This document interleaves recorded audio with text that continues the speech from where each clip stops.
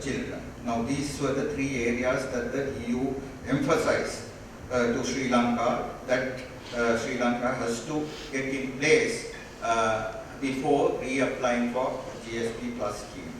It is on these issues that the EU have raised concerns, especially after the war ended. Now, EU wanted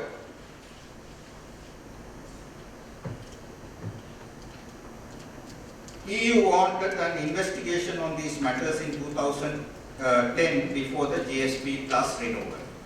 Now, the previous government's position was that these are internal matters of Sri Lanka, and such investigation will breach the sovereignty, and the government considered the proposed investigation as intrusive to internal affairs of Sri Lanka. That was the position taken by the previous government. Thus, in 2010 August, Sri Lanka lost GSP plus status. Moreover, in early 2014, Sri Lanka's fisheries export faced a ban or the red flag in EU for other reasons. Now, what was the impact of the GSP plus scheme removal? Now, as was highlighted by the DG Commerce, there was no drastic reduction of apparel exports to the EU, but had the GSP plus scheme been in operation, our apparel exports would have been even more. Now, the second line in red shows the apparel exports to the EU. You can see that after the GSP plus removal, there was a decline, and then of course that decline also coincided with the global economic crisis in 2008-2009, and thereafter there was a slight increase. But one can argue that the GSP plus scheme was in operation, the earlier trend that we saw from about earlier would have continued, and we would have exported much more to the European Union. Now, one thing is that we should look at this whole thing not from only a Sri Lankan perspective, but in the context of some of our competitors. Now, this shows the our apparel exports to the EU with some of our competitors like Bangladesh, Pakistan, India, Vietnam, and Indonesia. And you can see the Sri Lankan position is right at the bottom. In fact, we were ahead of the country with the red line, which I cannot see from here. I think it's Pakistan. And then from about 2009 or so, it started Sri Lanka's export share in the EU apparel market declined further. So from a competitor perspective, in fact, if you look at the blow that we received as a result of the GSP plus removal, has been quite hard. Now, the decline in absolute apparel export was about 9%, decline in annual growth in 2012 compared to 2011. And closure of industries, from 2 industries alone, 2,000 job losses were there. So the decline in competitiveness of Sri Lankan exports in the South Asian region, we have to look at it in the context of Bangladesh receiving everything but arms scheme, being a LDC and qualifying for duty-free market access.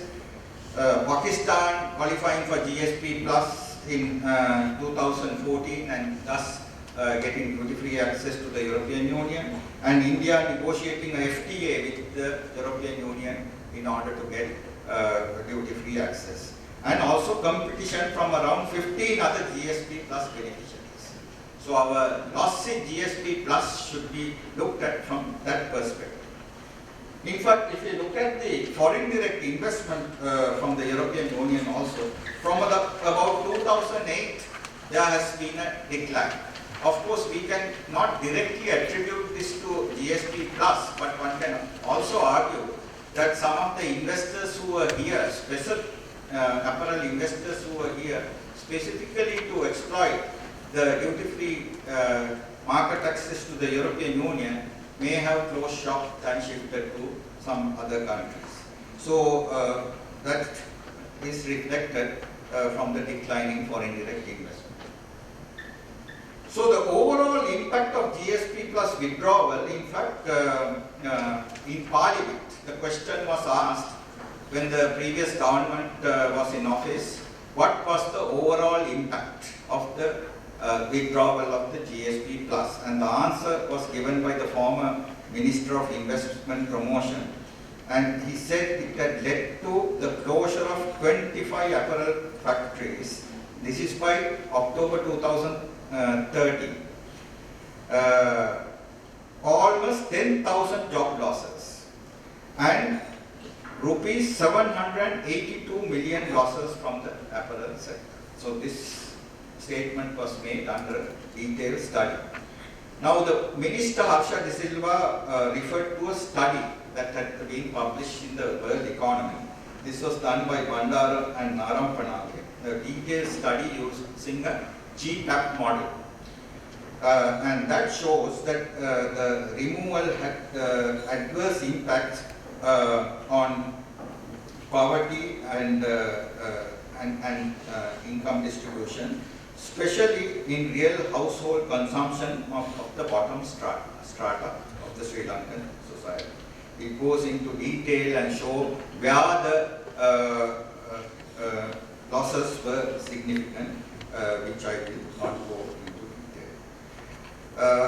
Now, after the change of government in early 2015, as was mentioned, the application was prepared, the application was submitted as was stated in June 2016. Ministry of Foreign Affairs in the initial days prepared Sri Lanka's current position on civil and political rights, and the Department of Commerce with some other ministries looked into Sri Lanka's position on HEFT and CRC at the early days. But of course, as this analysis got into a mature stage, other players also got involved, including the Prime Minister's office. So now, before the application goes to the European Commission, European Council and the European Parliament, Sri Lanka had to get the fisheries export ban in EU removed. Now EU argued, look, your application may be ready. As the DG Commerce said, it was ready by January 2016, but then, you know, the European Union officials themselves said, look, you all still have a black spot. Until you remove that black spot, don't submit the application. Wait till the fisheries ban is removed.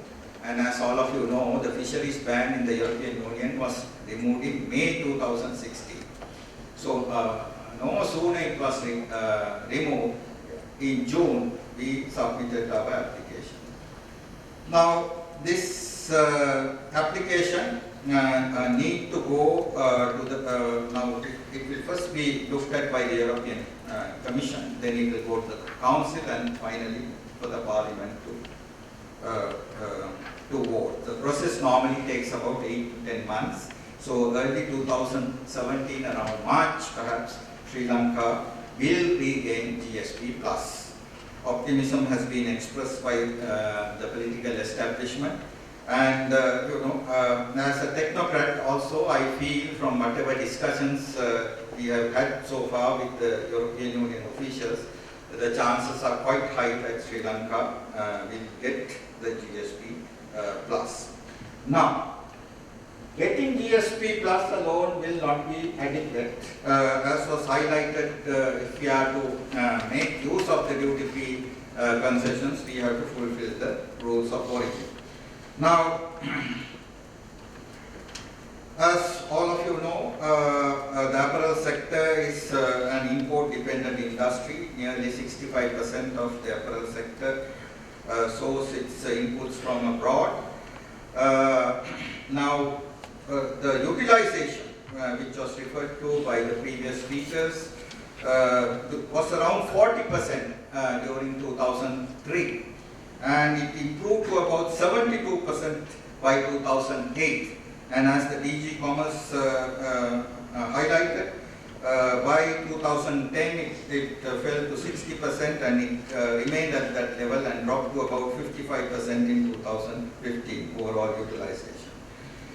So the rules of origin is cumulative rules of origin, that is the South Asian countries related fabrics and the other requirements, other inputs that need to be used for fulfilling the rules of origin. What the JAF, Joint Apparel Association Forum, has been arguing for quite some time, that we should move to supercumulation. That is, it should not be confined only to SAARC countries, but to Greater Asia, perhaps starting with ASEAN first, and perhaps can even extend to North Asia, to cover countries like Hong Kong, South Korea, etc., which are major suppliers of fabric yarn to the ready-made garment industry in Sri Lanka. Now, that supercumulation is possible is shown by the fact that the cross-cumulation was granted to the unprocessed tobacco in the European Union. So therefore, getting it into the apparel won't be that difficult. So the final part of I would like to focus on Brexit, and this I will rush through because this was also touched upon.